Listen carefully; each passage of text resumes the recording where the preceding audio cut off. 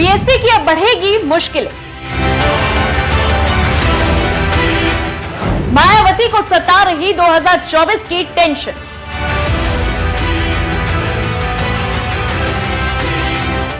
मायावती के vote bank में BJP की नजर।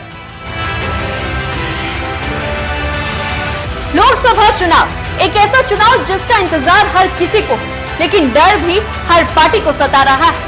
सारी पार्टियां 2024 में होने वाले चुनाव को लेकर अपनी तैयारियों में जुटी हुई है। हर एक दिन हर पार्टी बस यही प्रयास में जुटी हुई है कि कैसे जनता के दिल में अपनी जगह बनाई जाए। लेकिन इस पूरी राजनीति में सभी पार्टियों की नजर सिर्फ एक पर ही टिकी है, और वो है दलित वोट बैंक। फिर चाहे वो सपा हो, बसपा हो, कांग्रेस हो या फिर बीजेपी। आपको बता दें कि 2024 में होने वाले लोकसभा चुनाव के लिए भारतीय जनता पार्टी ने दलित वोट बैंक पर निशाना साधने के लिए मास्टर प्लान तैयार कर लिया। बता दें कि यूपी में बहुजन समाज पार्टी के वोट बैंक माने जाने वाले दलित वोटों में पिछले 2 चुनावों में सेंधमारी कर चुकी भाजपा अब दलित वोटों को अपने पाले में बनाए रखना चाहती है, और इसके लिए पार्टी के अनुसूचित वर्ग सम्मेलनों की श्रृंखला आज से शुरू हो गई। बता दें कि पहला सम्मेलन पश्चिम क्षेत्र के हापुड़ में हुआ, जिसे यूपी के मुख्यमंत्री योगी आदित्यनाथ और बीजेपी के प्रदेश अध्यक्ष भूपेंद्र चौधरी संबोधित कर रहे हैं। सभी 6 क्षेत्रों में अनुसूचित जाति के सम्मेलन हुए, जिनमें बीजेपी के अनुसूचित वर्ग के नेता, सांसद, मंत्री और विधायक तक शामिल।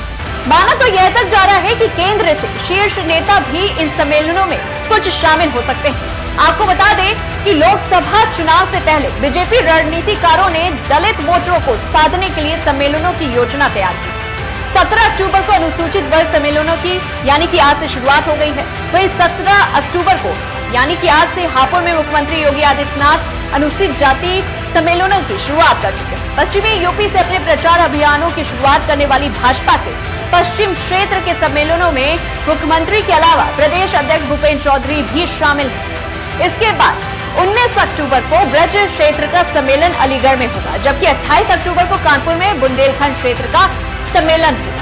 30 अक्टूबर को काशी क्षेत्र का सम्मेलन प्रयागराज में, और वहीं 2 नवंबर को अवध क्षेत्र का सम्मेलन लखनऊ में, और 3 नवंबर को गौड़क्ष क्षेत्र का अनुसूचित वर्ग सम्मेलन गोरखपुर में होगा। अब जो बताने जा रही हूँ, यहाँ से भाजपा की रणनीति को समझिएगा।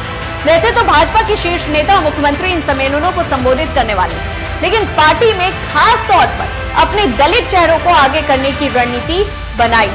दरअसल भाजपा की ये रणनीति है कि अनुसूचित वर्ग में इस बात का संदेश दिया जाए कि पार्टी में इस वर्ग के नेताओं को आगे बढ़ाया है। इन सम्मेलनों में खास तौर पर इस बात पर जोर रहेगा कि मोदी और योगी सरकार की योजनाओं से अनुसूचित वर्ग को लाभ है।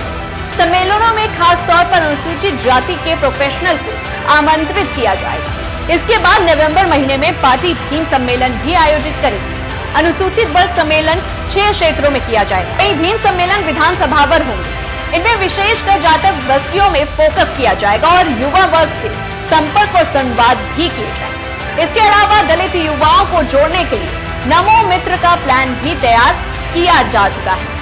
जाहिर है बीजेपी का प्लान बसपा अध्यक्ष मायावती के वोट बैंक को साधने को लेकर है, जबकि दलित बस्तियों में संपर्क के लिए बस्ती संपर्क अभियान पार्टी पहले ही शुरू कर चुकी है। वहीं लोकसभा चुनाव से पहले मायावती के वोट बैंक में सेंध लगाने के लिए बीजेपी ने खास रणनीति पर काम करना शुरू कर दिया है। दलित बहुजन समाज पार्टी का कोर वोट रहा है, जबकि अब बसपा का ये वोट जो है लगातार घट रहा है। पिछले 2 लोकसभा और विधानसभा चुनाव के बीजेपी ने खास तौर पर इसमें सेंधमारी में सफलता हासिल की।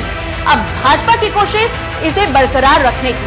बीजेपी इस बात का दावा भी करती रही है कि योजनाओं का लाभ सबसे ज्यादा इसी वर्ग को मिला है, और ऐसे में ये संदेश देना भी पार्टी की एक रणनीति है। इस खबर को लेकर के आपकी क्या राय है, हमें कमेंट बॉक्स में जरूर बताएं। तब तक लिए देखते रहिए न्यूज़ 1 इंडिया का डिजिटल प्लेटफॉर्म।